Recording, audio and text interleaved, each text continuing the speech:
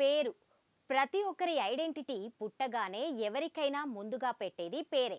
అప్పటి నుంచి చచ్చేంత వరకు ఆ పేరే ఉంటుంది. పేరుకున్న ప్రాముఖ్యతది. అయితే ఒకప్పుడు అమ్మమ్మ, నాన్నమ్మ, తాతయ్య ఇలా తమ పెద్దల పేర్లు పిల్లలకు పెట్టేవాళ్ళు తల్లిదండ్రులు. అలాగే పెద్ద పెద్ద పేర్లు పెట్టేవాళ్ళు. కానీ ఇప్పుడు ఆ కల్చర్ పూర్తిగా పోయింది. ఇప్పుడంతా క్యాచీగా, క్రేజీగా ఉండేలా పేర్లుంటున్నాయి. దీనికోసం దాదాపుగా చిన్న చిన్న పేర్లని ఎక్కువ శాతం పెట్టుకుంటున్నారు. కానీ ఓ వ్యక్తి మాత్రం కాస్త వెరైటీగా పేరు పెట్టుకున్నాడు. అదే అతన్ని ప్రపంచంలోనే అందరికన్నా పెద్ద పేరున్న వ్యక్తిగా గిన్నిస్ రికార్డులోకి ఎక్కించింది. ఇంతకీ అతడి పేరు ఎంత పొడవుందో, అందులో ఎన్ని అక్షరాలున్నాయో, అది రాయడానికి ఎన్ని పేజీలు కావాలో, పలకడానికి ఎంత టైం పడుతుందో తెలిస్తే మీరు షాక్ అవుతారు. న్యూజిలాండ్లోని అక్లాండ్కు చెందిన మాజీ సెక్యూరిటీ గార్డ్ లారెన్స్ వాట్కిన్స్కు గిన్నిస్ రికార్డుల పట్ల చాలా ఆసక్తి ఉండేది. మిగతా వారిలా కష్టపడకుండానే తాను ఆ రికార్డ్ క్రియేట్ చేయాలనుకున్నారు. ఎలా చేస్తే తన పేరు గిన్నీస్ బుక్లోకి ఎక్కుతుందని ఆలోచించాడు. ఫైనల్గా తన పేరును అత్యంత పొడవుగా మార్చుకొని గిన్నీస్ బుక్లోకి ఎక్కాలనుకున్నాడు. వెంటనే లారెన్స్ గ్రెగోరీ వాట్కిన్స్ అనే పేరును కలిగి ఉన్న అతడు తన పేరును విస్తరించడానికి పురాతన లాటిన్, పాత ఇంగ్లీష్ పదాల నుంచి ప్రముఖ వ్యక్తుల వరకు అన్ని పదాలను, పేర్లను సేకరించడం మొదలుపెట్టాడు.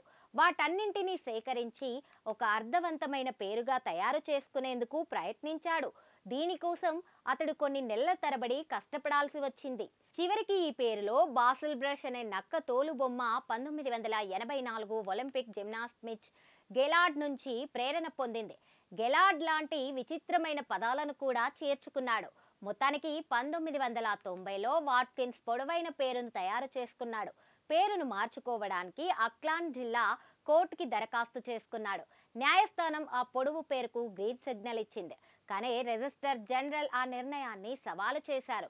అయినప్పటికీ వాట్కిన్స్ వెనక్కి తగ్గలేదు. హైకోర్టులో కేసు వేసి తన పేరు మార్పు కోసం న్యాయ పోరాటం చేశాడు.